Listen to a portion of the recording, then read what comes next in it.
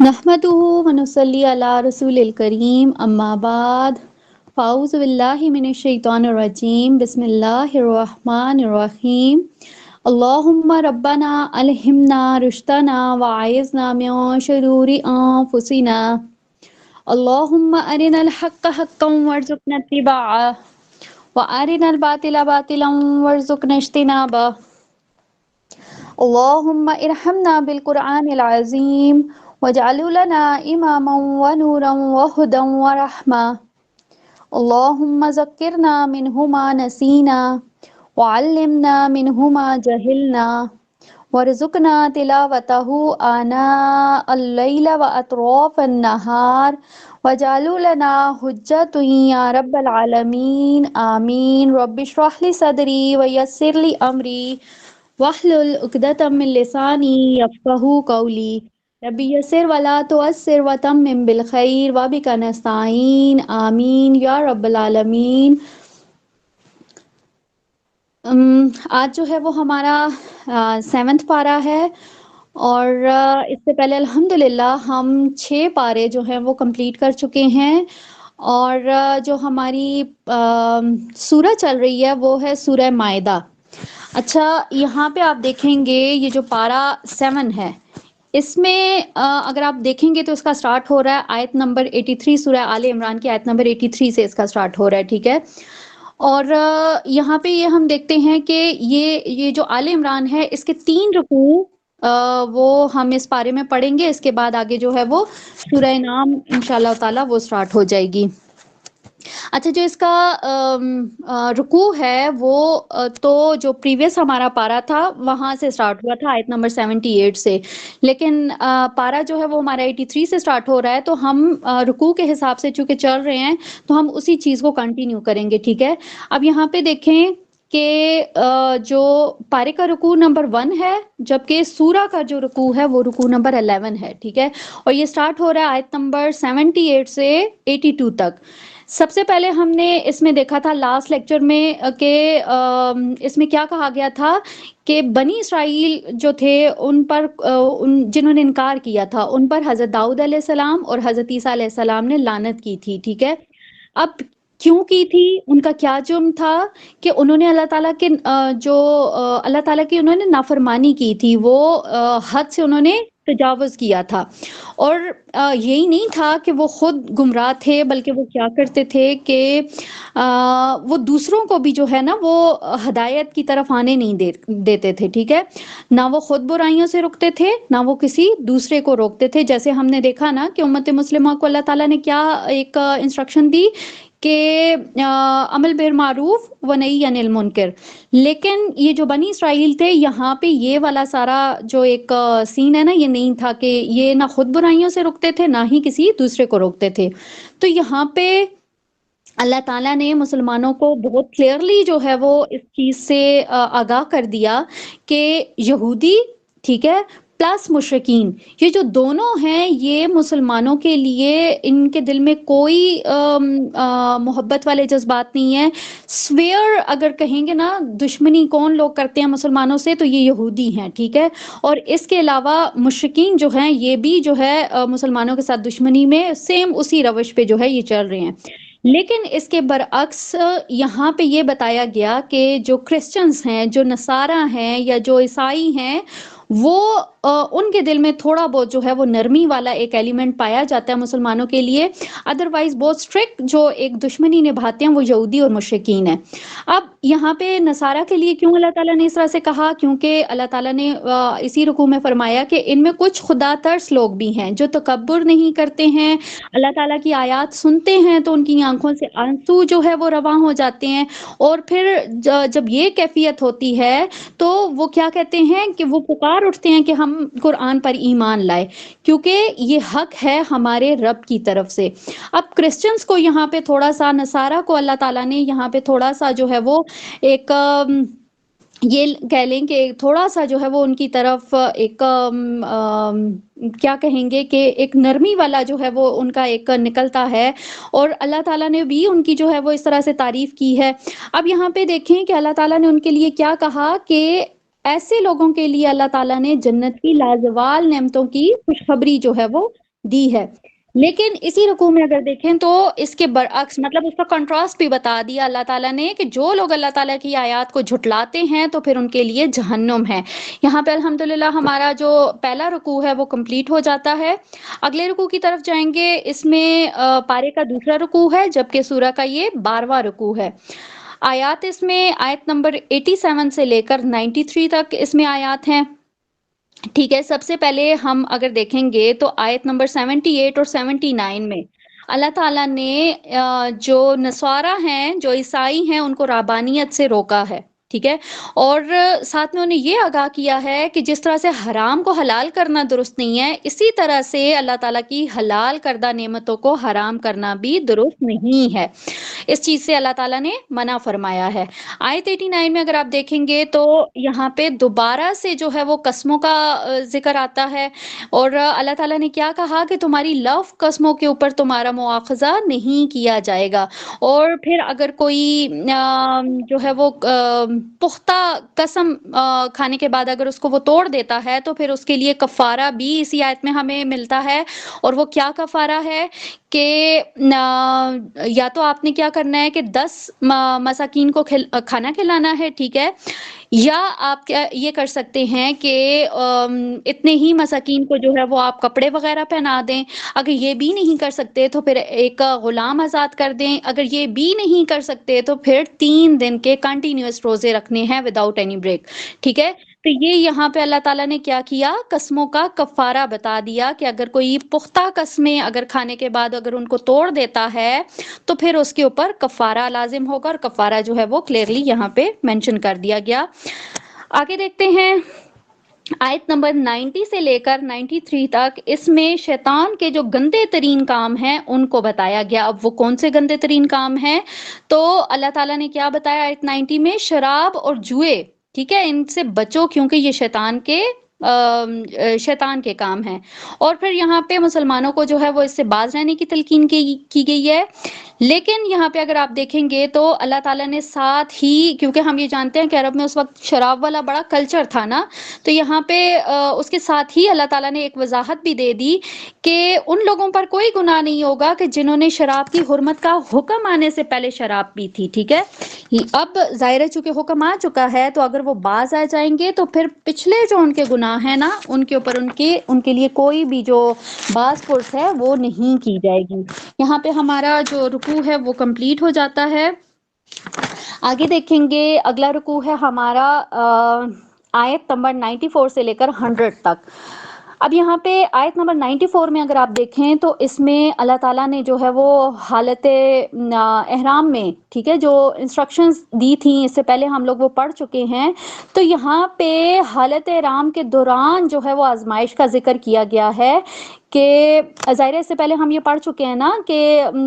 حالت احرام میں شکار کرنا جو ہے وہ ممنوع ہے. ٹھیک ہے. وہ حرام ہے. لیکن یہاں پہ اللہ تعالیٰ نے یہ بتایا کہ اب تمہیں آزمایا جائے گا تاکہ اللہ دیکھے کہ تم کتنا کاربند رہتے ہو. جو احکامات تمہیں دیے گئے ہیں اس کے اوپر تم کتنا اسٹرکٹ رہتے ہو. ٹھیک ہے. تو یہاں آیت نمبر 94 میں ہمیں وہ پتہ چلتا ہے کہ اللہ تعالیٰ پھر کس طرح سے جو ہے وہ شکار کے ذریعے مومنین کو آزماتا ہے.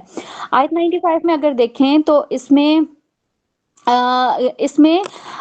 پچھلی آیت میں جو بتایا گیا نا کہ شکار نہیں کرنا. ٹھیک ہے. لیکن اب یہاں پہ 95 میں اسی چیز کو تھوڑا سا اور ایکسپلین کر دیا. ظاہر انسان ہے انسان سے خطا ہو سکتی ہے. ٹھیک ہے. تو اللہ تعالیٰ نے کیا کہا کہ لیٹ سپوز اگر کوئی حالت احرام میں شکار کر بھی لیتا ہے تو پھر اس کو کیا ہوگا کہ وہ اس کو کفارہ دینا ہوگا. ٹھیک ہے. اب یہاں پہ کیا کفارہ ہوگا. اب مطلب جیسا جانور جس نے شکار کیا ہوگا تو سیم ویسا ہی جانور اس کو قربان کرنا ہوگا. ٹھیک ہے. یہ یہاں پہ اللہ تعالیٰ نے کفارہ بتا دیا حالت احرام میں شکار کرنے کا. اچھا پھر اس کے ساتھ ایک ریسٹرکشن یہ بھی لگائی کہ جب آپ اس کا وہ جو قربانی کر رہے ہوں گے ٹھیک ہے تو اس کے ساتھ جو ہے وہ 2 عادل انسان جو ہیں وہ وہاں پہ گواہی کے طور پہ وہ موجود ہونے چاہیے کہ جو یہ گواہی دے سکیں کہ ہاں اس بندے نے یہ شکار کیا تھا اور اس نے وہی والا جو ہے وہ اس کا سیم ویسا ہی جانور جو ہے وہ اس طرح سے قربان کر دیا. تو یہ ایک اللہ تعالیٰ کی طرف سے ایک ریلیکسیشن ملتی ہے.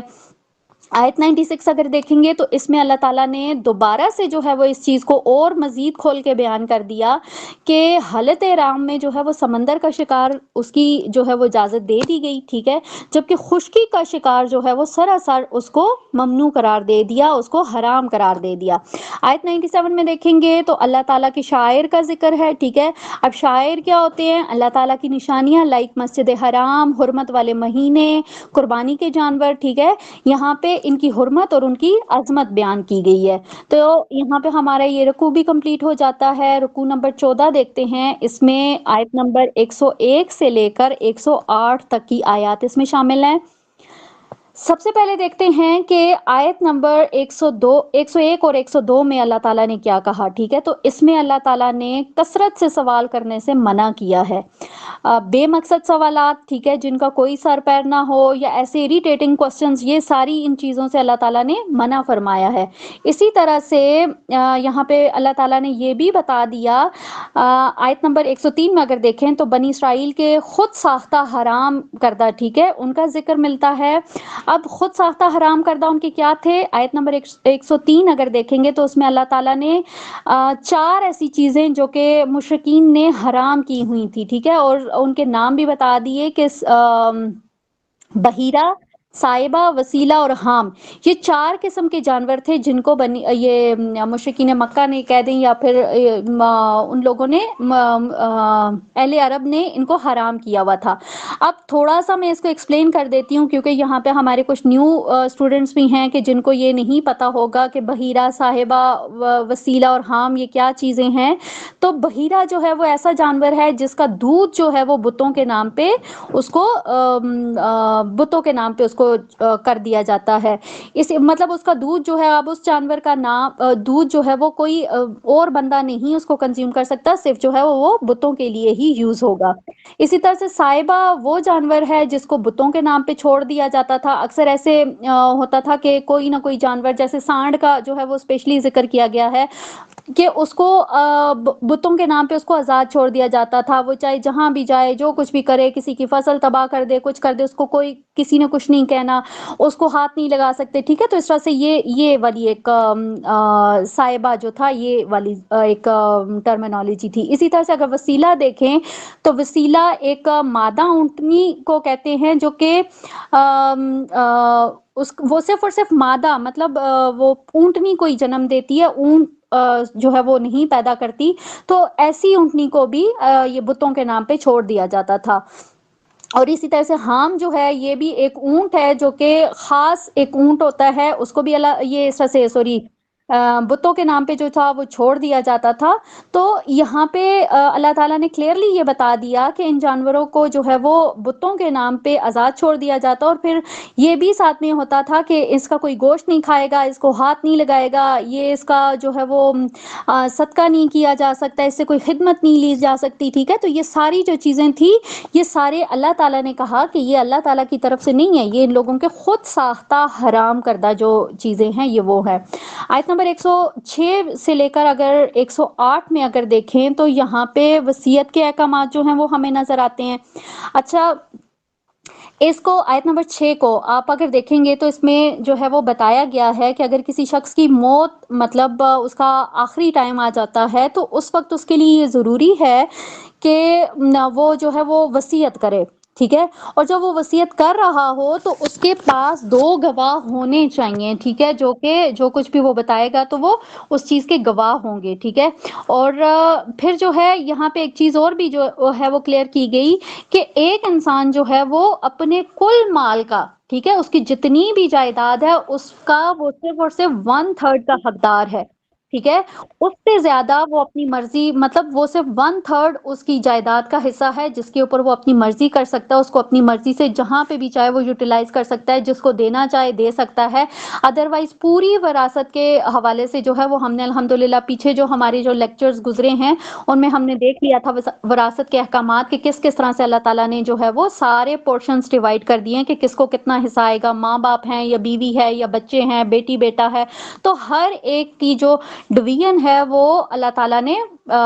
بتا دی. یہاں پہ جو ہے وہ صرف اور صرف یہ پتا چلتا ہے کہ وصیت کرنی ہے، اور وصیت کرتے وقت جو ہے وہ دو معتبر اشخاص جو ہیں وہ ضرور پاس ہونے چاہیے. آیت 107 میں اگر دیکھیں گے تو اس میں بھی اس مزید اسی چیز کو کنٹینیو کیا جا رہا ہے کہ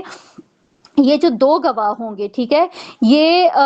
مطلب جو بھی بات بیان کریں گے اس کے اوپر وہ اللہ تعالیٰ کو حاضر ناظر جان کر مطلب قسم لے کے وہ ساری باتیں کریں گے. لیکن اگر قسم لینے کے باوجود بھی اگر کسی کو شک ہو کہ ہاں جی یہ اپنی بات میں رد و بدل کر رہے ہیں، یا جو وہ بندہ وصیت کر کے چلا گیا ہے یہ اس کو چینج کر رہے ہیں، اور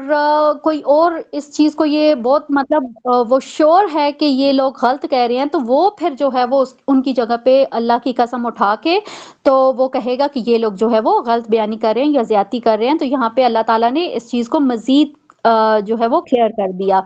اسی طرح سے اگر آخری آیات میں دیکھیں تو اس میں کیا فرمایا گیا کہ کسی کی بھی بے عملی کو، ٹھیک ہے، اپنی بے عملی کا جواز نہیں بنایا جا سکتا. اب کیا مطلب ہے اس بات کا؟ جیسے ہم یہ دیکھتے ہیں نا کہ اہل عرب بھی یہ بات کہتے ہوتے تھے یا یہودی بھی یہ بات کہتے ہوتے تھے کہ بھائی ہمارے باپ دادا نے، ایون تعویل عام میں اگر ہم دیکھیں تو آج ہمیں بھی یہ بات بہت سننے کو ملتی ہے کہ ہمارے باپ دادا نے تو یہ کام نہیں کیے تو ہم کیوں کریں، رفع الیدین ہمارے باپ دادا نے نہیں کیا، ہماری فیملی میں کوئی اور نہیں کرتا تو ہم کیوں کریں. تو یہ والی جو چیز ہے نا، اس کو بتایا گیا کہ کسی کی بھی بے عملی کو آپ جو ہے وہ اس کا جواز نہ بنائیں کہ فلاں نے نہیں کیا تو ہم بھی نہیں کریں گے. تو یہاں کلیئرلی اللہ تعالیٰ نے بتا دیا کہ ہر شخص اپنے عمل کا خود جواب دہ ہے. یہاں پہ جو ہے وہ ضرور اپنے لیے یہ دعا کرنی چاہیے کہ اللہ تعالیٰ ہمیں ہر چیز کا، ٹھیک ہے، اسپیشلی دین کا جو ہے نا وہ صحیح فہم عطا کریں، اور بہت اوتھینٹک چیزیں جو ہیں وہ ان سے روشناس کروائیں، اور پھر اس کے بعد اس کے اوپر عمل کرنے کی بھی توفیق عطا فرمائیں. آمین ثم آمین. یہاں پہ ہمارے یہ رکوع بھی کمپلیٹ ہو جاتا ہے. اگلا جو ہمارا رکوع ہے وہ ہے آیت نمبر 109 سے 115 تک. ٹھیک ہے، یہاں پہ دیکھیں گے ہم اس میں حضرت عیسیٰ علیہ السلام کا جو ہے وہ موسٹلی ذکر حضرت عیسیٰ علیہ السلام کا ہے. ٹھیک ہے، آیت نمبر 110 میں اگر دیکھیں تو اس میں جو حضرت عیسیٰ علیہ السلام کو جو معجزات دیے گئے تھے اللہ تعالیٰ کی طرف سے، ان کا ذکر ہمیں ملتا ہے. معجزات یہاں پہ الحمدللہ اس سے پہلے بھی ہم پچھلے لیکچر میں بھی پڑھ چکے تھے، لیکن پھر دوبارہ سے میں یہاں پہ ریپیٹ کر دیتی ہوں کہ اللہ تعالیٰ نے کون کون سے معجزات عیسیٰ علیہ السلام کو دیے تھے. سب سے پہلے تو اسی آیت کے اندر ہی اللہ تعالیٰ نے عیسیٰ علیہ السلام کو کیا کہا کہ جو اللہ تعالیٰ کی طرف سے ان کے اوپر انعامات ہوئے تھے ان کو یاد کرو. اب انعامات کون کون سے ہیں کہ جو انہوں نے اپنے بچپن میں ہی جو تھا وہ گفتگو کی تھی، ٹھیک ہے، وہ بھی اللہ تعالیٰ کی طرف سے ایک چیز تھی. ظاہرہ ہم یہ جانتے ہیں کہ کوئی بھی بچہ جو ہے وہ ایک اسپیسیفک ایج ہوتی ہے، ایک پیریڈ ہوتا ہے جب وہ آ کے وہ بات کرنا اسٹارٹ کرتا ہے. جبکہ حضرت عیسیٰ علیہ السلام جو تھے انہوں نے بالکل مطلب پیدائش کے فوراً بعد جب وہ ان کی والدہ ان کو لے کے گئی تھی قوم کی طرف تو انہوں نے جھٹلایا تھا اور وہ الزام لگا سارا. الحمدللہ یہ ساری چیزیں ہم پڑھ چکے ہیں تو بہت اچھے سے آپ اس چیز کو انڈرسٹینڈ کر سکتے ہوں گے کہ یہ کون سی بات کی جا رہی ہے. پھر وہ بھی اللہ تعالیٰ کا ایک احسان تھا. پھر اس کے بعد اللہ تعالیٰ نے ان کو کتاب دی، حکمت دی، تورات اور انجیل دونوں کا ذکر ملتا ہے. ٹھیک ہے، یہ بھی اللہ تعالیٰ کی طرف سے تھا. پھر اس کے بعد ایک جو معجزے کے طور پر ان کو وہ جو مٹی کے وہ بناتے ہوتے تھے، پرندے بناتے ہوتے تھے، پھر اس سے پھونک مارتے تھے تو وہ پرندہ اڑ پڑتا تھا. تو یہ بھی اللہ تعالیٰ کی طرف سے ایک معجزہ تھا. اس کے علاوہ ایک اور معجزہ یہ تھا کہ وہ اندھے اور کوڑیوں کو جو تھا وہ ٹھیک کر دیتے تھے، اور ایک معجزہ یہ بھی تھا کہ وہ مردوں کو زندہ کر دیتے تھے. اب ان ساری چیزوں کے بعد اللہ تعالیٰ نے ان سب کے ساتھ اللہ تعالیٰ نے کیا کہا کہ میرے حکم سے، یعنی کہ یہ جتنے بھی معجزات حضرت عیسیٰ علیہ السلام کو اللہ تعالیٰ نے عنایت فرمائے تھے ان سارے کے سارے ان میں ان کا کوئی بھی عمل دخل نہیں تھا. وہ جو کچھ بھی کرتے تھے وہ سارا اللہ تعالیٰ کے اذن سے کرتے تھے. اب اس بات کو نا ہم نے بہت اچھے سے ذہن میں بٹھانا ہے کیونکہ آگے جو ہے نا اسی سے ریلیٹڈ جو چیزیں ہوں وہ ہمارے ساتھ آئیں گی تو انشاءاللہ پھر ہم اس کو اچھے سے سمجھ سکیں گے. اب یہاں پہ دیکھیں کہ اللہ تعالیٰ نے کیا کہا آیت نمبر 111 سے 115 میں اگر دیکھیں تو اس سے پہلے حضرت عیسیٰ علیہ السلام کے وہ سارے معجزات کا ذکر ہوا. اب جو تھا ان کے حواری جو تھے، ٹھیک ہے، جو حضرت عیسیٰ علیہ السلام کے جو ماننے والے تھے، ان کی طرف سے ایک عجیب قسم کا مطالبہ جو ہے وہ اس رکوع میں نظر آتا ہے. انہوں نے کیا مطالبہ کیا حضرت عیسیٰ علیہ السلام سے کہ آپ اللہ تعالیٰ سے یہ دعا کریں کہ وہ ایک ایسا دسترخوان نازل فرمائیں جس میں لذیذ کھانے ہوں، ٹھیک ہے. اور اس کی فرمائش انہوں نے کیوں کی؟ تاکہ وہ ان چیزوں کو یا اس دسترخوان کو ہم یہ دیکھیں اللہ تعالیٰ کی طرف سے ہے، تو ہمارے دل کو نا یقین، پختہ یقین ہو جائے گا کہ واقعی جو حضرت عیسیٰ علیہ السلام ہے وہ اللہ تعالیٰ کے نبی ہیں، ٹھیک ہے، ان کی تعلیمات سچی ہیں، برحق ہیں. اب انہوں نے تو اپنی طرف سے فرمائش کر دی، ٹھیک ہے، لیکن اس کے جواب میں اللہ تعالیٰ نے کیا فرمایا کہ اگر تو یہ لوگ ایسا کوئی فرمائشی معجزہ دیکھنا چاہتے ہیں، ٹھیک ہے، معجزہ اگر آ گیا پھر اس کے بعد بھی اگر انہوں نے کفر کیا، جیسے انہوں نے کہا نا کہ ایک قلبی ایمان جو ہے یا یقین جو ہے وہ ہمیں حاصل ہو جائے کہ واقعی حضرت عیسیٰ علیہ السلام جو ہیں وہ اللہ تعالیٰ کے نبی ہیں، تو اگر وہ معجزہ دیکھنے کے بعد بھی اگر ان کے دل میں شک ہوا تو پھر ان کو ایسی سزا ملے گی کہ جیسی سزا اس سے پہلے کسی کو بھی نہیں دی گئی ہوگی. تو یہاں پہ اللہ تعالیٰ کی طرف سے ایک بہت ہی سختی والا جو ایک ایلیمنٹ ہے نا وہ نظر آتا ہے. اسی طرح سے آگے دیکھیں، اگلا جو رکوع ہے ہمارا پارے کا چھٹا رکوع ہے، اور اس کا سورہ کا جو ہے وہ 16واں رکوع ہے، اور یہ آیت نمبر 116 سے لے کر 120 تک ہے. اب اس میں وہی حضرت عیسیٰ علیہ السلام کی بات جو ہے وہ کنٹینیو ہو رہی ہے. اب اس میں کیا کہا جا رہا ہے کہ ایک کانورسیشن ہمیں ملتی ہے، ایک ڈائلاگ ملتا ہے، ٹھیک ہے. اب وہ ڈائلاگ کس کس کے بیچ میں ہے؟ حضرت عیسیٰ علیہ السلام اور اللہ تعالیٰ کے بیچ میں ہے، ٹھیک ہے. اب قیامت میں اللہ تعالیٰ حضرت عیسیٰ علیہ السلام سے پوچھیں گے کہ کیا آپ نے لوگوں کو یہ کہا تھا کہ مجھے اور میری جو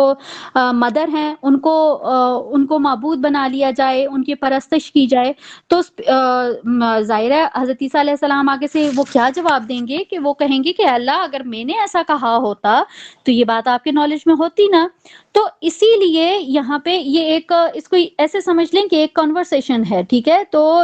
جب اللہ تعالیٰ ان سے پوچھیں گے تو وہ بھی سیم ایسے ہی جواب دیں گے کہ کیا اللہ تعالیٰ آپ کے علم میں تو ہے، اگر میں، ظاہرہ اللہ تعالیٰ علیم ہے، اللہ تعالیٰ خبیر ہے. تو انہوں نے کیسے جواب دیا کہ اگر میں نے ایسا کہا ہوتا تو پھر تو آپ کے علم میں ہوتا، آپ تو جانتے ہیں کہ میرے جی میں کیا ہے، میرے دل میں کیا ہے، لیکن مجھے یہ نہیں معلوم کہ آپ کے دل میں کیا ہے، ٹھیک ہے. ہم یہ چیز کبھی بھی بحیثیت انسان یہ کبھی بھی تصور بھی نہیں کر سکتے ہیں کہ ابھی اللہ تعالیٰ جو ہے وہ اللہ تعالیٰ کا کیا ارادہ ہے، اللہ تعالیٰ اگلے لمحے کیا کرنے والا ہے، ٹھیک ہے. لیکن اللہ تعالیٰ اس بات پہ قادر ہے کہ اس کو یہ معلوم ہوتا ہے کہ انسان کے دل میں کیا ہے. تو سیم یہاں پہ وہی والی چیز جو ہے وہ حضرت عیسیٰ نے بھی بیان کی ہے کہ مجھے نہیں، میرے دل میں جو ہے وہ تو آپ بہت اچھے سے جانتے ہیں، لیکن آپ کے دل میں کیا ہے وہ میں نہیں جانتا. لیکن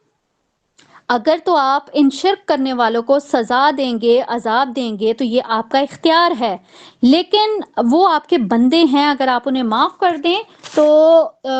آپ جو ہیں وہ زبردست ہیں اور حکمت والے ہیں، ٹھیک ہے. اسی طرح سے پھر اللہ تعالیٰ آگے سے فرمائے گا کہ دنیا میں سچوں کو سچ بولنے کا نقصان ہوتا رہا ہے، لیکن آج کے دن انہیں ان کا سچ فائدہ دے گا. اور یہاں پہ اللہ تعالیٰ کیا فرمائیں گے کہ انہیں ہمیشہ کے لیے ایسے باغات میں داخل کر دیا جائے گا کہ جن کے نیچے سے نہریں بہتی ہیں. اور کتنی خوبصورت بات اللہ تعالیٰ کی طرف سے کہ رضی اللہ عنہم ورضوا عنہ، کہ اللہ تعالیٰ ان سے راضی ہو گیا اور وہ اللہ سے راضی ہو گئے. یہی ہے عظیم کامیابی. اب یہاں پہ دیکھیں اللہ تعالیٰ نے کیا کہا، کس طرح سے ریوارڈ دیا کہ ظاہرہ آخرت میں اللہ تعالیٰ کسی کو بھی، اللہ نہیں چاہتا کہ وہ کسی کو عذاب دے. یہ اس سے پہلے بھی ہم الحمدللہ یہ بات پڑھ چکے ہیں نا کہ اللہ تعالیٰ کبھی بھی کسی کو بھی عذاب دینا نہیں چاہتا. یہ انسان ہوتا ہے کہ جو خود اپنے آپ کو جو ہے وہ پریشانیوں میں، مصیبتوں میں یا گناہوں میں مبتلا کر دیتا ہے. لیکن اس کے برعکس اللہ تعالیٰ نے کس طرح سے کہا، وہ لوگ کہ جو اللہ تعالیٰ سے راضی ہو گئے تو اللہ بھی ان سے راضی ہو گیا. اب اگر اس بات کے اوپر غور کیا جائے نا تو یہ بہت گہری بات ہے کہ وہ اللہ سے راضی ہو گئے. تعویل عام میں دیکھیں تو آج اگر میں اپنے اندر جھانک کے دیکھوں تو کیا میں اللہ سے راضی ہوں؟ کیا آپ لوگ اللہ تعالیٰ سے راضی ہیں؟ مطلب کہنے کو تو یہ بات بہت سمپل سی ایک بات ہے کہ بھئی وہ اللہ سے راضی ہو گئے اور اللہ ان سے راضی ہو گیا، لیکن اس بات کا نا صحیح اصل میں پتہ اس وقت چلتا ہے کہ جب انسان کسی آزمائش میں پڑتا ہے، ٹھیک ہے؟ تو صحیح معنوں میں اس وقت پتہ چلتا ہے کہ ہم کتنے اللہ تعالیٰ سے راضی ہیں۔ تو یہاں پہ ضرور اللہ تعالیٰ سے یہ دعا کریں کہ اللہ تعالیٰ ہماری زندگی میں بھی یہ وقت ضرور لائے کہ جب اللہ تعالیٰ ہمارے بارے میں یہ کہے کہ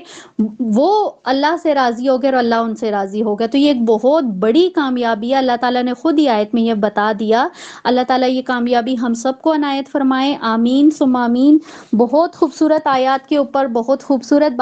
باتوں کے اوپر جو ہے وہ سورہ آل عمران کا اختتام ہوا ہے، اور اللہ تعالیٰ سے یہ ضرور دعا کریں کہ ہم نے جو کچھ پڑھا ہے، جو کچھ سیکھا ہے، جو کچھ سنا ہے، اس کے اوپر عمل کرنے کی توفیق عطا فرمائے، آمین ثم آمین۔ یا اگلی جو ہماری سورہ ہے وہ سورہ الانعام ہے، ٹھیک ہے، اور اس میں 165 آیات ہیں اور 20 رکوع ہیں، ٹھیک ہے۔ اور یہ جو سورہ ہے یہ مکی سورہ ہے، اور اس میں ہم دیکھیں گے کہ زیادہ تر جو بات کی گئی ہے یا جو مخاطبت کی گئی ہے وہ مشرکین مکہ کے ساتھ ہے، اور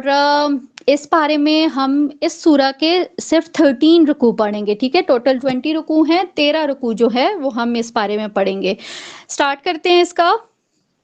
سب سے پہلا جو رکوع ہے وہ آیت نمبر 1 سے لے کر 10 تک ہے، یعنی کہ 10 آیات ہیں۔ اب ان 10 آیات میں اللہ تعالیٰ، اگر شروع میں دیکھیں آیت نمبر 1 سے 4 تک، ہمیں اللہ تعالیٰ کا انٹروڈکشن نظر آتا ہے، ٹھیک ہے۔ اور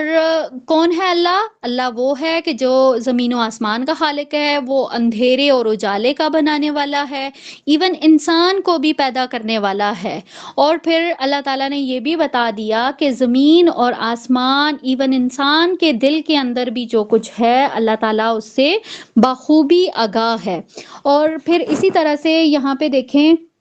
کہ اللہ تعالیٰ نے جو ہے وہ مشرکین مکہ کو آگاہ کیا کہ وہ حق کو جھٹلا چکے ہیں، لہٰذا اب ان کے اوپر یہ طے شدہ بات ہے کہ ان کے اوپر عذاب آ کر رہے گا۔ آیت نمبر 8 سے 10 تک اگر دیکھیں تو قریش کے اس اعتراض کا جواب بھی دیا گیا کہ اللہ تعالیٰ نے کسی فرشتے کو رسول بنا کر کیوں نہیں بھیجا۔ ظاہرہ انہیں یہ اعتراض ہوتا تھا نا کہ انہوں نے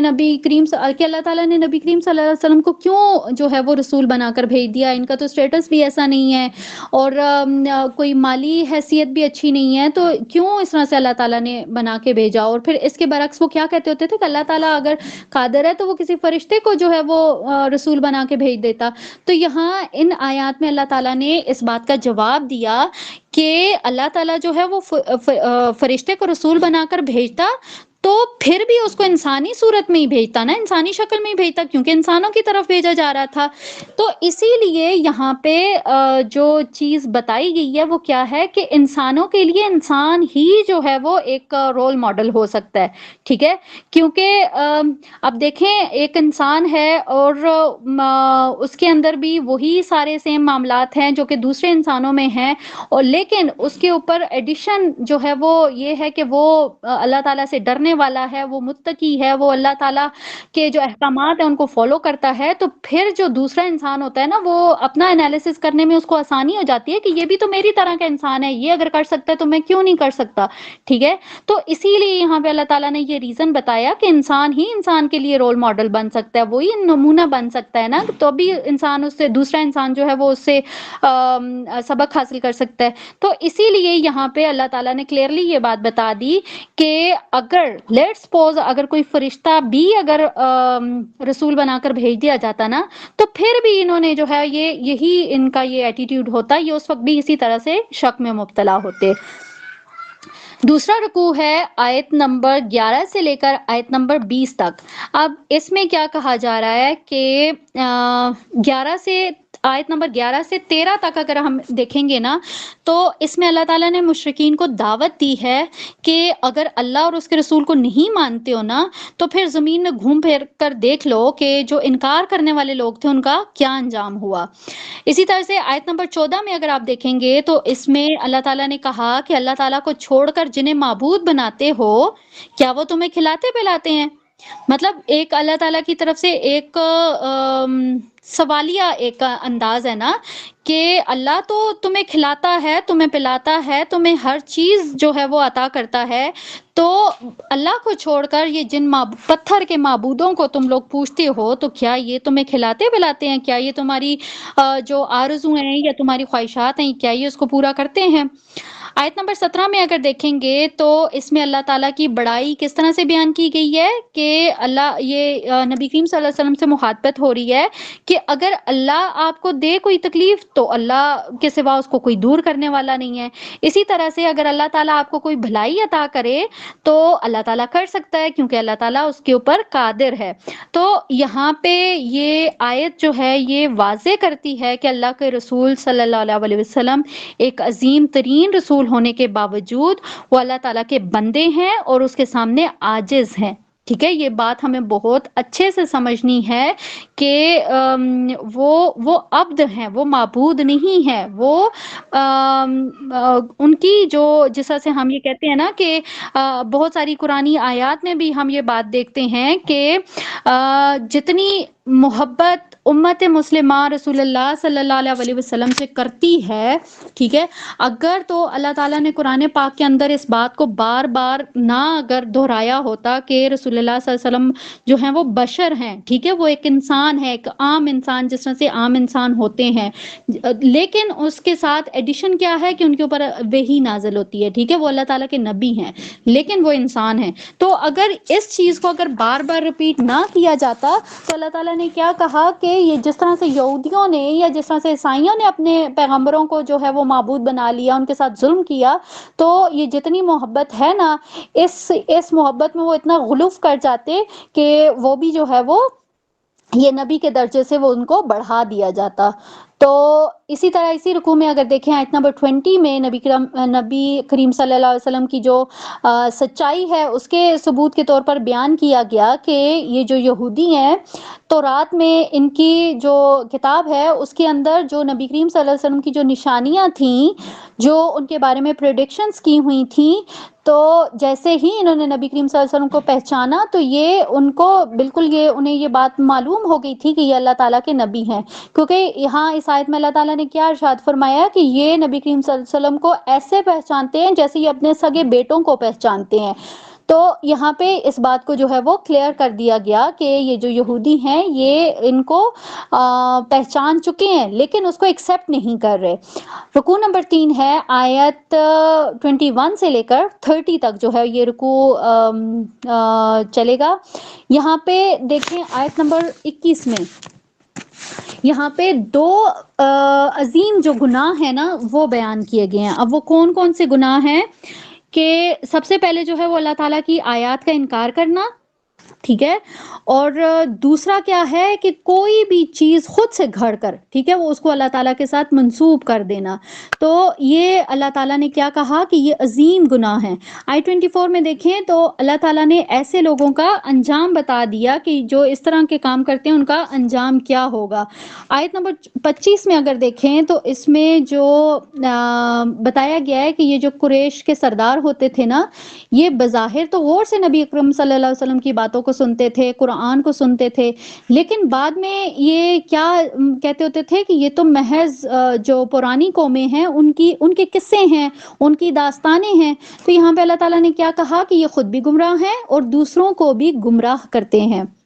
आई 29 में अल्लाह ताला ने क्या कहा कि ये लोग तो ये दावा करते हैं कि जो दुनिया की जिंदगी है वो असल जिंदगी है, इसके बाद कोई जिंदगी नहीं है। तो अल्लाह ताला ने क्या कहा कि जब ये रोजे कयामत अल्लाह ताला के सामने खड़े होंगे तो उस वक्त ये आयत 30 में देखें अल्लाह ताला ने क्या कहा कि अल्लाह पूछेगा कि क्या आखिरत की ये जिंदगी हक है या नहीं, तो वो कहेंगे कि बिल्कुल हक है, लेकिन उस वक्त इस हक को मान लेने का कोई भी फायदा नहीं होगा। और क्योंकि ये जो दुनिया है ना इसके अंदर अगर आपके सामने हक आ जाता है, आप उस हक को एक्सेप्ट कर लेते हैं तो आपको उसका रिवॉर्ड भी मिलेगा, ٹھیک ہے، لیکن اگر آخرت میں جا کے، جیسا سے ہم یہ بات الحمدللہ بہت اچھے سے جانتے ہیں کہ آخرت میں جو ہے وہ مشرکین بھی جو ہے وہ اس بات کو مان لیں گے، یہود و نصارہ بھی اس بات کو مان لیں گے کہ نبی کریم صلی اللہ علیہ وسلم حق تھے، ان کی بعثت حق تھی، قرآن حق تھا، لیکن آج دنیا میں مان لیں گے تو ان کے لیے آسانی ہوگی، ان کو اس کا ریوارڈ ملے گا، لیکن آخرت میں جا کے ماننے کا پھر کوئی فائدہ نہیں ہوگا۔ یہاں پہ اللہ تعالیٰ نے کیا کہا کہ وہ پھر حسرت سے کہیں گے کہ کاش یہ جو حق ہے اس کو ہم نے اس وقت پہچان لیا ہوتا، لیکن آج جو ہے نا اس حق کو جھٹلانے کی انہیں جو سزا ہے وہ ضرور مل کے رہے گی۔ رکوع نمبر 4 ہے، یہ آیت نمبر 31 سے لے کر 41 تک ہے، 10 آیات ہیں اس میں۔ آیت نمبر 31 میں اگر دیکھیں تو اس میں اللہ تعالیٰ نے بتایا کہ جو لوگ آخرت کی پیشی کے انکاری ہیں، یعنی کہ ان کو یہ لگتا ہے کہ ہم آخرت میں جو ہے وہ نہیں اکٹھے ہوں گے، تو جب آخرت میں وہ لوگ جائیں گے نا، وہ جب اس ساری چیزوں کو دیکھیں گے تو اس وقت وہ بہت افسوس کریں گے اور اس وقت کو یاد کریں گے۔ ٹھیک ہے، آیت نمبر 32 میں اللہ تعالیٰ نے فرمایا یہ جو دنیا کی زندگی ہے، یہ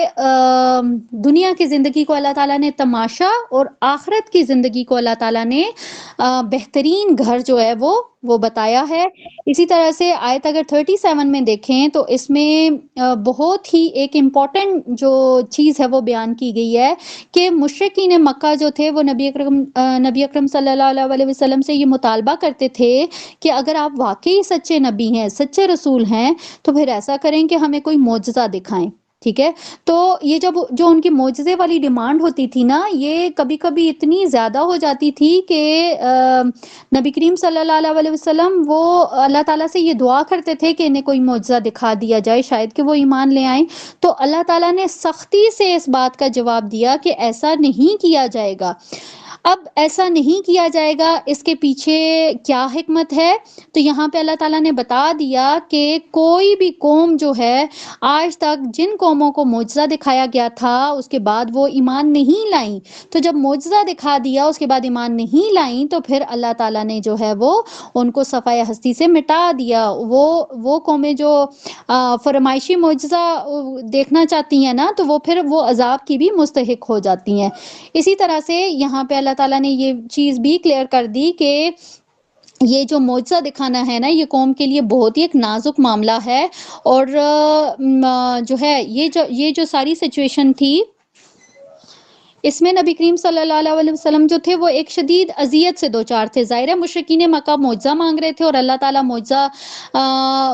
دکھا نہیں رہے تھے، ٹھیک ہے، معجزہ دکھانے کے حق میں بھی نہیں تھے، کلیئرلی نو اللہ تعالیٰ نے کر دیا۔ تو یہاں پہ یہ جو مشرکین مکہ ہوتے تھے نا، یہ بہت مذاق اڑایا کرتے تھے نبی کریم صلی اللہ علیہ وسلم کا کہ اللہ تعالیٰ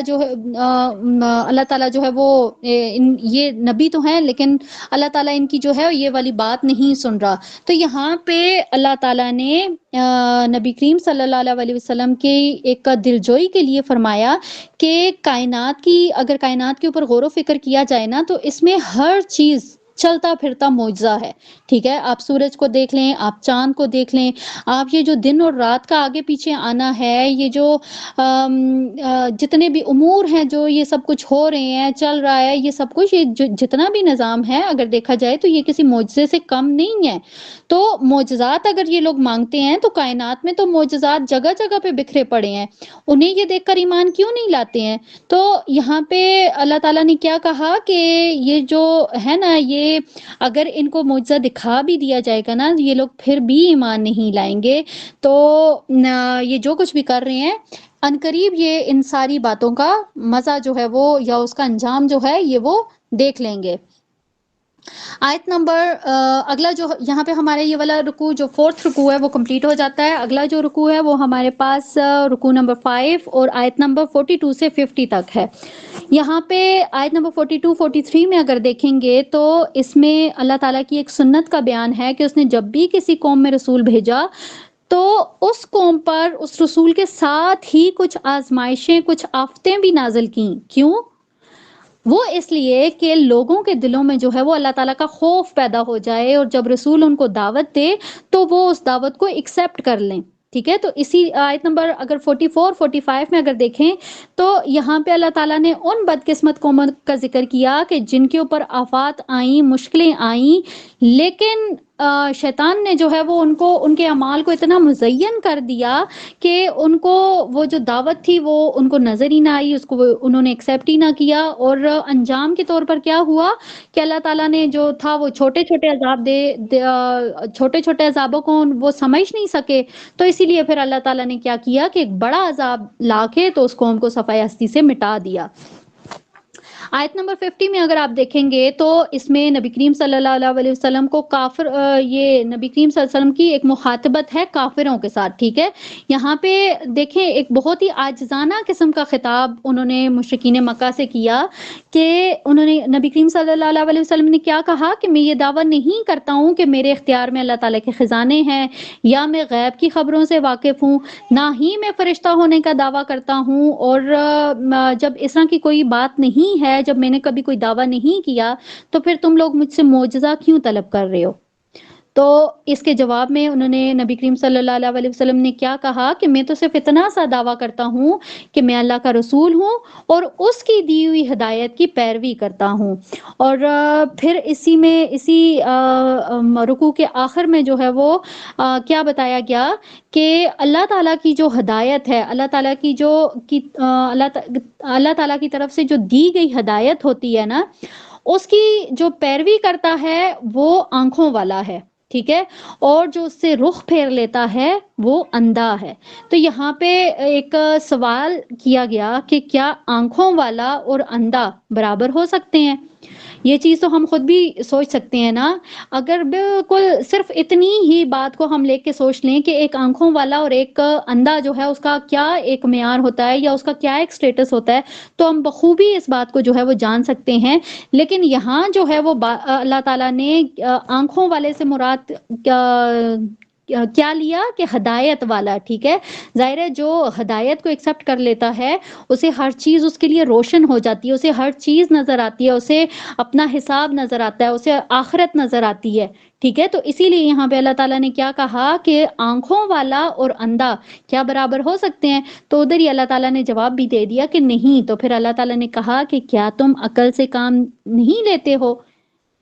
یہاں پہ ہمارا یہ رکوع بھی کمپلیٹ ہو جاتا ہے۔ اگلا جو ہمارا رکوع ہے، رکوع نمبر 6 آیت نمبر 51 سے 55 تک، یہ جو 5 آیات ہیں، ان 5 آیات میں اللہ تعالیٰ نے نبی کریم صلی اللہ علیہ وسلم کو یہ تلقین کی کہ یہ جو قریش کے جو سردار ہیں، یہ جو آپ سے مطالبہ کر رہے ہیں نا کہ آپ اپنے پاس سے ان غریب لوگوں کو یا جو مزدور لوگ یا جو بہت کم تر درجے کے جو لوگ نبی کریم صلی اللہ علیہ وسلم کے اوپر ایمان لائے تھے، تو انہوں نے کیا کہا تھا کہ مطلب ہم آپ کی محفل میں کیسے آئیں یا ہم کیسے آپ کی بات مانیں، آپ کے ظاہر ہم سردار ہیں اور یہ آپ کی محفل میں جو ہے وہ غلام بیٹھے ہوتے ہیں، تو ہم ان کے ساتھ کیسے بیٹھیں، آپ ان کو جو ہے وہ دور کریں تو تب ہم آپ کی محفل میں آئیں گے، آپ کی بات سنیں گے، ٹھیک ہے۔ یہ ایک مطالبہ کیا تھا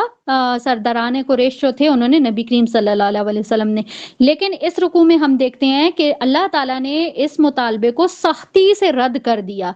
کہ آپ جو ہیں وہ اپنے پاس یہ جو غلام یا پھر یہ جو کم تر درجے کے لوگ ہیں، آپ ان کو دور نہیں کریں گے، بلکہ آپ جو ہیں وہ یہ لوگ جو ہیں یہ اللہ تعالیٰ کے نزدیک غلاموں اور محنت کرنے والوں کی تو اللہ تعالیٰ بڑی قدر کرتا ہے۔ اب وہ اللہ تعالیٰ قدر کرتا ہے، اس کے پیچھے کیا وجہ ہے کہ یہ جو غلام ہیں یا یہ جو مزدور لوگ ہیں، یہ جو غریب لوگ ہیں، یہ دن رات اللہ تعالیٰ کو پکارتے ہیں، اس کی رضا کے طلبگار ہیں۔ اسی طرح آیت نمبر 54 میں دیکھیں تو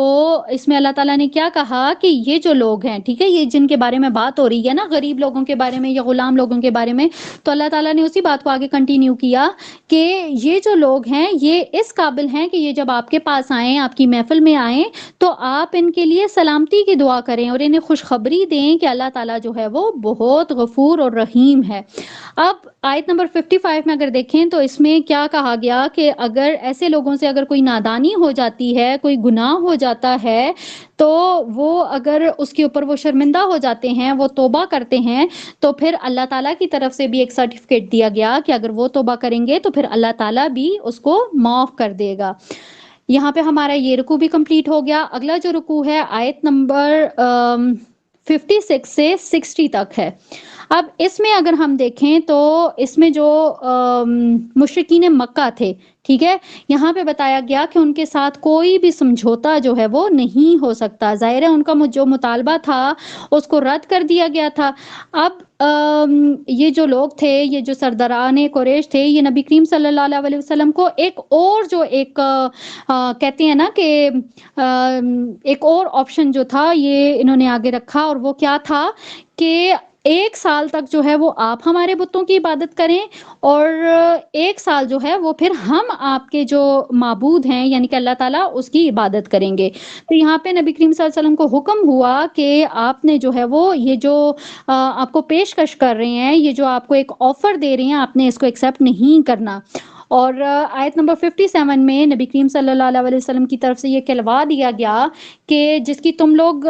جلدی مچا رہے ہو نا، تو وہ میرے اختیار میں نہیں ہے. اب کس چیز کی جلدی مچا رہے تھے یہ لوگ؟ عذاب کی. ظاہر انہوں نے یہی کہا تھا نا کہ اگر آپ کوئی معجزہ نہیں دکھا سکتے ہیں تو پھر آپ ایسا کریں کہ آپ جس عذاب سے ہمیں ڈراتے ہیں تو وہ عذاب ہی لے آئیں تاکہ ہمیں یہ پتہ چل جائے کہ آپ واقعی اللہ تعالیٰ کے نبی ہیں. تو اسی کے جواب میں یہاں پہ آخر میں نبی کریم صلی اللہ علیہ وسلم کی طرف سے کیا کہلوایا گیا کہ جس بات کی تم جلدی مچا رہے ہو نا وہ میرے اختیار میں نہیں ہے، یعنی کہ وہ اللہ تعالیٰ کے اختیار میں ہے. یہاں آیت نمبر 60 میں اگر آپ دیکھیں گے تو اس میں کیا بتایا جا رہا ہے کہ اللہ تعالیٰ نے کیا بتایا کہ وہ انسان کو موت دیتا ہے. اب یہ جو موت ہوتی ہے یہ موت ہر روز ہوتی ہے، ہر روز رات کو جو ہے وہ انسان مر جاتا ہے، ٹھیک ہے، لیکن صبح صرف وہی اسی کو اللہ تعالیٰ اٹھاتا ہے کہ جس کی ابھی اجل قریب نہیں آئی ہوئی ہوتی، یعنی کہ ابھی اس کا جو وقت آخر ہے وہ نہیں آیا ہوتا تو اللہ تعالیٰ اس کو دوبارہ صبح اٹھا دیتا ہے. اسی طرح سے آیت نمبر 59 میں اگر دیکھیں گے تو اس میں کیا کہا گیا کہ غیب کا جو علم ہے وہ صرف اور صرف اللہ جانتا ہے. اللہ جانتا ہے کہ خشکی یا پھر سمندر میں، ٹھیک ہے، اس میں کیا چیز ہے. اسی طرح سے اللہ تعالیٰ درخت سے کوئی پتا نہیں گرتا لیکن اللہ تعالیٰ کے علم میں ہوتا ہے. تو یہ جتنی بھی غیب کی کنجیاں ہیں یہ ساری کی ساری اللہ تعالیٰ کے ہاتھ میں ہیں. اگلا جو ہمارا رکوع ہے وہ ہے آیت نمبر 61 سے لے کر 70 تک.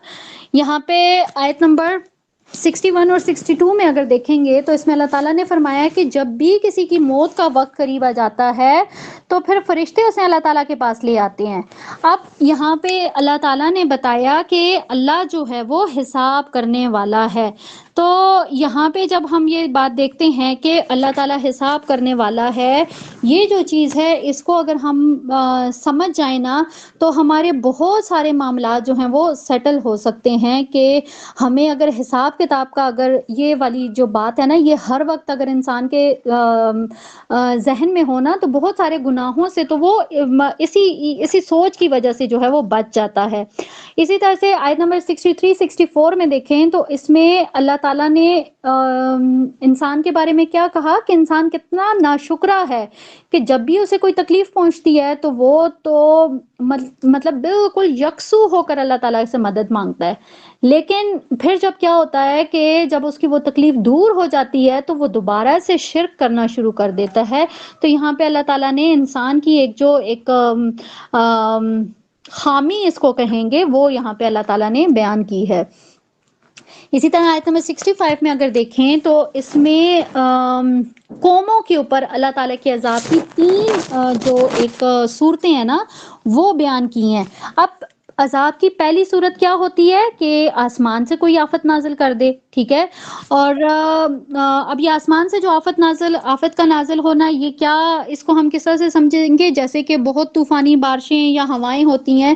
تو یہ جو بہت شدید قسم کا یہ جو ہوتی ہے نا جب، تو یہ اللہ تعالیٰ کے عذاب کی ایک صورت ہوتی ہے. اسی طرح سے اگر دیکھیں جیسے آیت میں اللہ تعالیٰ نے کہا کہ اللہ تعالیٰ تمہارے قدموں کے نیچے سے تمہیں عذاب دے دے. اب یہ قدموں کے نیچے سے عذاب کی جو صورت ہے وہ کیا ہے کہ جیسے زلزلہ ہوتا ہے، ٹھیک ہے، تو یہ ایک دوسری قسم ہوگی اللہ تعالیٰ کے عذاب کی. اور تیسری قسم کو اگر دیکھا جائے تو اس میں کیا کہا گیا کہ اللہ تعالیٰ جو ہے وہ کسی قوم کو گروہوں میں تقسیم کر دے، ٹھیک ہے؟ اور اگر یہ دیکھا جائے نا، تو یہ جو تینوں قسمیں ہیں، اس میں سے یہ جو تیسری قسم ہے نا، اس کو ہم آج نا بہت ایک کہتے ہیں نا، ایک کلیئر ایویڈنس ہے ہمارے سامنے کہ ہم اس کو بہت اچھے سے سمجھ سکتے ہیں کہ جس طرح سے آج ہمارے ملک کا حال ہے کہ کتنے ہی گروہوں میں جو ہے وہ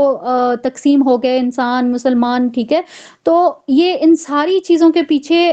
کیا ایک چیز ہے کہ یہ اللہ تعالیٰ کی طرف سے ایک عذاب کی صورت ہے، ٹھیک ہے؟ تو یہاں پہ اپنے لیے ضرور یہ دعا کریں کہ اللہ تعالیٰ جو ہے وہ ہمیں گناہوں سے بچنے کی توفیق عطا فرمائے، ہمیں یہ اللہ تعالیٰ کے جو عذاب ہیں ان سے بچنے کی توفیق عطا فرمائے، آمین ثم آمین۔ اچھا، اسی رکوع میں دیکھیں گے آیت نمبر 68 میں، اس میں مزید حکم یہ دیا گیا اللہ تعالیٰ کی طرف سے، اور یہ بہت سخت حکم ہے۔ اس سے پہلے بھی ہم نے یہ چیز پڑھی تھی کہ کوئی بھی ایسی محفل کہ جس میں اللہ تعالیٰ کی آیات کا مذاق اڑایا جا رہا ہو، یا پھر اللہ تعالیٰ کے جو شاعر ہیں ان کی توہین کی جا رہی ہو، تو ایک انسان کی جو غیرت کا جو تقاضا ہے تو وہ یہی ہے کہ وہ فوراً سے ایسی جگہ سے اٹھ جائے، ٹھیک ہے؟ اور اسی کے ساتھ اللہ تعالیٰ نے کیا کہا کہ ہمیشہ جو ہے وہ اللہ تعالیٰ کا متقی بن کے رہنا ہے۔ آیت 70 میں اگر دیکھیں گے تو ایسے لوگوں کے لیے قیامت کے دن اللہ تعالیٰ نے ایک دردناک عذاب کی جو ہے وہ وعید سنائی ہے، اور اس کے ساتھ ہی اللہ تعالیٰ نے یہ بھی فرمایا ہے کہ قیامت والے دن اگر تو کوئی فدیہ دے کے اپنی جان چھڑانا چاہے، یا کوئی سفارش لے کے آ جائے کہ جی میں فلاں بندے کی سفارش لے کے آ جاؤں، جیسے کہ ہم نبی کریم صلی اللہ علیہ وسلم کی شفاعت کا جو ہے وہ ہمارے اندر ایک چیز جو ہے وہ ڈال دی گئی ہے کہ بھئی آخرت میں، دنیا میں جتنے گناہ کرنے ہیں کر لو، آخرت میں جو ہے وہ نبی کریم صلی اللہ علیہ وسلم ہمیں اللہ تعالیٰ سے چھڑا کے لے جائیں گے، تو اٹس ناٹ پاسبل، ٹھیک ہے؟ یہاں پہ اللہ تعالیٰ نے بہت کلیئرلی کہہ دیا کہ نہ تو کسی کی سفارش قبول کی جائے گی، نہ ہی کوئی فدیہ قبول کیا جائے گا۔ آیت نمبر 71 میں دیکھیں تو ہمیں ہدایت کی امپورٹنس جو ہے وہ نظر آتی ہے کہ جب کوئی ہدایت پر نہیں ہوتا نا، تو اس کو چاہے کتنی ہی دعوت دی جائے وہ بات اس کے دل میں نہیں اترتی ہے، ٹھیک ہے؟ تو یہاں پہ اللہ تعالیٰ نے اس چیز کو جو ہے وہ اس کی طرف نشاندہی کروائی ہے۔ اور اسی کے ساتھ اگر آیت نمبر 72 میں دیکھیں تو اللہ تعالیٰ نے نماز کو قائم کرنے کا حکم دیا ہے۔ آیت 74 سے آنورڈز جو ہے وہ سارہ ابراہیم علیہ السلام کا قصہ جو ہے وہ چلتا ہے، جس میں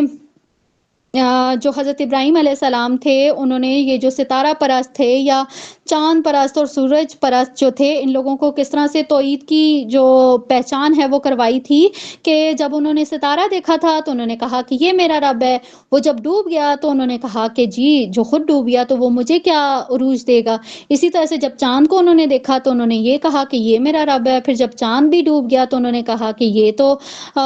جب تک مجھے اللہ تعالیٰ ہدایت نہیں دے گا تو میں کیسے کسی صحیح معبود کو جو ہے وہ اس کو پہچان سکوں گا۔ اسی طرح سے پھر جب انہوں نے سورج کو دیکھا تو انہوں نے کہا یہ تو بہت بڑا ہے، یہ میرا رب ہے، لیکن جب سورج بھی ڈوب گیا تو پھر انہوں نے ایک اعلان برات کیا کہ میں یہ جو چاند، سورج اور ستاروں یا ان سب کو جو بھی یہ جو معبود بناتے ہیں نا، تو میں ان سے اعلان برات کرتا ہوں۔ اور اسی کے ساتھ انہوں نے کیا ایک اسٹیٹمنٹ دی کہ میں اپنا رخ کرتا ہوں اس ہستی کی طرف جو کہ ستاروں، چاند اور سورج کو بنانے والی ہے۔ اسی رکوع میں آیت نمبر 81 میں دیکھیں گے تو ابراہیم علیہ السلام نے جب اعلان برات کیا تھا تو پھر ان کی قوم جو تھی وہ ان کے ساتھ جھگڑوں پہ اتر آئی تھی، ٹھیک ہے؟ اور لیکن ابراہیم علیہ السلام نے بہت ہی زیادہ حکمت سے جو تھا اس کا جواب دیا کہ مجھے تو اللہ تعالیٰ نے ہدایت دے دی ہے، اس لیے اب مجھے کسی کا بھی خوف نہیں ہے۔ یہاں پہ ہمارا یہ رکوع بھی کمپلیٹ ہو جاتا ہے۔ رکوع نمبر 10 ہے، آیت نمبر 84 سے 90 تک۔ اس میں کیا کہا جا رہا ہے کہ یہ جس طرح ہم نے پچھلے رکوع میں حضرت ابراہیم علیہ السلام کا سارا دیکھا نا، تو آیت نمبر 84 سے 86 تک اگر ہم دیکھیں گے تو اس میں تقریباً 18 انبیاء ہیں کہ جن کا اللہ تعالیٰ نے نام لے کر جو ہے وہ بات کی ہے، ٹھیک ہے؟ اب یہاں پہ ہم دیکھتے ہیں کہ اللہ تعالیٰ نے کیا کہا کہ یہ جتنے بھی انبیاء ہیں، آپ اس کو دیکھیں گے آیت نمبر 84 سے 86، تو اللہ تعالیٰ نے 18 انبیاء کا نام لیا، اور سب کا نام لینے کے بعد اللہ تعالیٰ نے کیا کہا کہ یہ سب کے سب ہدایت پر تھے، یہ محسنین تھے۔ سیم اسی طرح سے ابراہیم علیہ السلام کے بارے میں بھی اللہ تعالیٰ نے کیا کہا کہ ان پر کوئی بھی ایسا وقت نہیں گزرا کہ جب انہوں نے اللہ کے سوا کسی کو اپنا رب مانا ہو، ٹھیک ہے، تو یہ جتنی بھی ساری باتیں جو ہمیں حضرت ابراہیم علیہ السلام کے بارے میں ملتی ہیں، تو وہ اللہ تعالیٰ نے کیا کہا کہ اللہ نے ان کو جو یہ ساری باتیں وہ سکھائی تھی، اور اسی وجہ سے وہ جو ایک توحید ایک والا ایک ہے نا ایلیمنٹ، وہ وہاں تک پہنچے تھے، اور شرک جو تھا ان کے اوپر واضح طور پر جو ہے وہ ان کو اس شرک کو جو ہے وہ واضح کیا گیا، اسی لیے وہ گمراہی سے بچ گئے۔ اور پھر اس میں ہم دیکھتے ہیں کہ جس طرح سے اللہ تعالیٰ نے اتنے انبیاء کا نام لے کر ذکر کیا، تو اللہ تعالیٰ نے کیا کہا کہ یہ سب ہدایت پر تھے، لیکن اسی رکوع کے اندر اگر آپ دیکھیں گے تو اللہ تعالیٰ نے یہ بھی کہا کہ اگر انبیاء میں سے بھی اگر کوئی شرک کرتے تو اللہ تعالیٰ ان کی نیکیوں کے اجر کو بھی ختم کر دیتا۔ اور اسی کے ساتھ اللہ تعالیٰ نے نبی کریم صلی اللہ علیہ وسلم کو یہ بشارت بھی دی کہ اگر مکہ والے آپ کی دعوت کی ناقدری کر رہے ہیں تو آپ بالکل بھی پریشان نہ ہو، اللہ تعالیٰ نے ایک اور قوم کے لیے یہ طے کر دیا ہے کہ وہ قرآن کی قدر کرنے والی قوم ہوگی، اور وہ قوم کون سی ہے؟ یہ اہل مدینہ جو ہیں وہ ان کی طرف اشارہ کیا گیا یہاں پہ۔ اگلا رکوع ہے ہمارا 11واں رکوع ہے، آیت نمبر 91 سے لے کر 95 تک ہے یہ۔ آیت 91 میں اگر ہم دیکھیں تو اس میں یہود کے جھوٹ کا ایک تذکرہ ملتا ہے، ٹھیک ہے۔ اب وہ جھوٹ کیا تھا کہ وہ نبی اکرم صلی اللہ علیہ وسلم سے دشمنی نبھاتے ہوئے نا، وہ یہ کہتے ہوتے تھے کہ اللہ تعالیٰ نے تو کوئی کتاب نازل کی ہی نہیں ہے، تو اس کے جواب میں اللہ تعالیٰ نے کیا کہا کہ اچھا نہیں کتاب نازل کی، تو پھر بتاؤ کہ وہ جو موسیٰ علیہ السلام کے اوپر تورات نازل کی گئی تھی وہ کس نے نازل کی تھی، وہ کہاں سے آئی تھی؟ تو یہاں پہ اللہ تعالیٰ نے اس بات کو کلیئر کیا کہ پہلے وہ جو تھی وہ کتاب ہدایت تھی، اب جو ہے وہ قرآن جو ہے وہ ہدایت کی کتاب ہے یا ہدایت کا سرچشمہ ہے۔ آیت 92 میں دیکھیں اللہ تعالیٰ نے جو مکہ ہے اس کو ام القریٰ کہا ہے۔ اب ام القریٰ سے کیا مراد ہے؟ ام القریٰ کہتے ہیں بستیوں کی ماں، ٹھیک ہے۔ جیسے ہم اس کو تھوڑا سا اور اگر آسان الفاظ میں سمجھ لیں تو جیسے آج کل ہوتا ہے نا کہ ایک ملک میں ایک کیپٹل ہوتا ہے، ٹھیک ہے، دارالخلافہ، تو سیم یہ جو مکہ ہے نا، یہ مکہ کی بھی حیثیت اس وقت اس طرح سے تھی کہ یہ تمام جتنے بھی آس پاس کے جو علاقے تھے یا آس پاس کے جو شہر تھے ان سب میں اس کو جو ہے وہ اس کی بہت امپورٹنس تھی۔ تو یہاں پہ خصوصی طور پہ جو ہے وہ اللہ تعالیٰ نے مکہ اور اس کے ارد گرد کے لوگوں کو مخاطب کر کے کہا کہ یہاں پہ اللہ تعالیٰ نے اہل ایمان کی نشانی بتائی ہے۔ اب وہ کیا نشانی ہے؟ کہ وہ اپنی نمازوں کی حفاظت کرتے ہیں۔ آیت نمبر 93 میں دیکھیں تو یہ جو جھوٹ بولنے والے تھے، پہلے ہم نے پڑھا نا آیت نمبر 91 میں کہ انہوں نے یہود نے جھوٹ ایک گھڑا، تو یہاں پہ اللہ تعالیٰ نے ان کے بارے میں کیا کہا کہ یہ جو جھوٹ بولنے والے ہیں ان پر موت کی سختی آئے گی، اور جب یہ جو فرشتہ ہے موت دینے والا یہ جب ان کے پاس آئے گا تو اس وقت اس کی وہ کیا کہے گا کہ اس وقت جو ان کے اوپر سختی ہوگی نا وہ ساری کی ساری یہ جو ابھی کی جو ان کی روش ہے نا، جو ان کی حرکات ہیں، یہ انہی سب کا نتیجہ نا ان کو اپنی موت کے وقت جو ہے وہ چکھنا پڑے گا۔ اور پھر اسی کے ساتھ جو ہے وہ اللہ تعالیٰ نے کیا کہا کہ ان کے لیے راکھ کر دینے والا جو ہے عذاب ہے۔ اگلا رکوع ہے ہمارا آیت نمبر 92 سے لے کر 100 تک، اس میں آیات ہیں، اور اس پورے رکوع میں ہم دیکھیں گے کہ اللہ تعالیٰ کی جتنی بھی نعمتیں ہیں ان سب کا بیان جو ہے وہ ہمیں اس رکوع میں ملتا ہے۔ اب اس میں اللہ تعالیٰ نے کیا فرمایا کہ اللہ وہ ہے جو کہ بیج اور دانے کو پھاڑ کر اس میں سے درخت اور پودے اور درخت نکالتا ہے۔ اسی طرح سے اللہ تعالیٰ زندہ کو مردہ جو ہے وہ زندہ اور مردہ جو ہے وہ کرتا ہے، یعنی کہ مردہ سے زندہ کو نکالتا ہے اور زندہ سے مردہ کو نکالتا ہے۔ اسی طرح سے اللہ جو ہے وہ آسمان، سورج اور چاند ان سب کا خالق ہے۔ سیم اسی کے ساتھ اللہ تعالیٰ انسان کا بھی خالق ہے، اور ایون انسان کا خالق یہ نہیں کہ اس کو بنا کے چھوڑ دیا، بلکہ اس کی جتنی بھی اس کی جو ضروریات ہیں ان کا بھی اللہ تعالیٰ نے انتظام کیا۔ اسی کے ساتھ اللہ تعالیٰ نے یہ بھی فرمایا کہ کس طرح سے وہ آسمان سے بارش برساتا ہے، اور پھر اس کے بعد زمین کے اوپر نباتات، پھل اور سبزیاں، یہ ساری چیزیں وہ پیدا کرتا ہے۔ تو یہاں پہ اللہ تعالیٰ نے ان ساری باتوں کو بیان کرنے کے بعد کیا کہا کہ اس میں ایمان لانے والوں کے لیے نشانیاں ہیں، اور इसी के बरअक्स अगर हम देखें आयत नंबर 100 में यहाँ पे अल्लाह ताला ने क्या कहा कि इतना कुछ जो है वो अल्लाह ताला ये सारी चीज़ें हैंडल कर रहा है, लेकिन फिर भी लोग जो हैं वो इतने नाशुक्र हैं, या लोगों की एक बेइंसाफ़ी ये देखें कि उन्होंने जिन्नात को अल्लाह ताला का शरीक बना दिया। हालाँकि जिन्नात जो हैं वो अल्लाह ताला की मखलूक हैं, वो खालिक नहीं हैं। तो यहाँ पे अल्लाह ताला ने बता दिया कि अल्लाह ताला जो है वो हर किस्म के शिर्क से पाक है। लास्ट रुकू है हमारा आयत नंबर 102 से 101 से 111 तक है। इसमें हम ये देखेंगे कि जैसा से पिछले पूरे रुकू में जो है वो हमने देखा अल्लाह ताला की जो सिफात थी वो बयान की गई, अल्लाह ताला का इंट्रोडक्शन हमने देखा। इस रुकू की भी जो पहली 2 आयात हैं इनमें भी सेम वही चीज़ जो है वो कंटिन्यू की जा रही है, यानी कि इसमें भी अल्लाह ताला की मार्फत के जो चीज़ें हैं ना उनका बयान है। आयत नंबर 103 में अगर देखें तो इस बात की नफ़ी की गई है कि कोई भी इंसान, ठीक है, वो अल्लाह ताला को देखने की सकत नहीं रखता है, यानी कि इंसानी आंख जो है ना उसमें इतनी कैपेबिलिटी नहीं है कि वो अल्लाह ताला को जो है वो देख सके। और इसी तरह ये जो एक रिवायत चली आ रही है ना कि जिस से ये एक तबका है जो ये कहता है कि शब महराज में नबी करीम सल्लल्लाहु अलैहि वसल्लम ने देखा था अल्लाह ताला को, तो इस आयत से जो है वो इस बात की नफी हो जाती है कि अल्लाह ताला को जो है वो देखना जो है वो मुमकिन नहीं है। तो यहाँ से हमें ये बात बहुत क्लियर हो जाती है कि ये बिल्कुल एक मन घड़त रिवायत है। आगे देखें आयत नंबर इसमें देखें इसी रुकू के अंदर जो है वो यहाँ पे अल्लाह ताला का जो एक वो अल्लाह ताला की तरफ से जो शिर्क है उसकी भी नफी की गई। अब इसमें ये बताया गया कि अल्लाह ताला का बेटा कैसे हो सकता है जबकि उसकी कोई बीवी नहीं है, ठीक है। तो ये चीज़ भी जो जिस तरह से अल्लाह ताला की तरफ हमने ये देखा ना कि इसमें ज़्यादातर मुखातबत जो है वो उसके साथ है, मुशरिकीन मक्का के साथ। तो जिस तरह से वो अल्लाह ताला का बेटा और ये औलाद और ये सारा कुछ वो बनाते थे ना, तो यहाँ पे अल्लाह ताला ने क्लियरली बात बता दी कि अल्लाह ताला का बेटा कैसे हो सकता है जबकि उसकी कोई बीवी नहीं है। तो यहाँ पे अल्लाह ताला ने क्या कहा कि बिल्कुल वाज़ेह दलाइल जो है वो इनके पास आ चुके हैं, लेकिन इसके बावजूद भी ये लोग शिर्क कर रहे हैं। आयत नंबर 108 में अहले ईमान को मना किया गया कि वो मुशरिकीन के माबूदों की तौहीन ना करें। अब ये क्यों जो है वो इस चीज़ से मना किया गया? जाहिर है जब आप किसी के माबूद की तौहीन करेंगे तो इन रिटर्न वो भी फिर आपके माबूद की तौहीन करेगा। तो जब कोई मुसलमान जो है वो किसी के भी जो माबूद हैं अगर उसको वो करेगा तो जवाब में जो है वो जाहिर है हमारा माबूद तो अल्लाह है ना, तो जवाब में जो है वो अल्लाह ताला की तौहीन करेंगे। तो ये जो चीज़ है इससे मना किया गया। इसी के साथ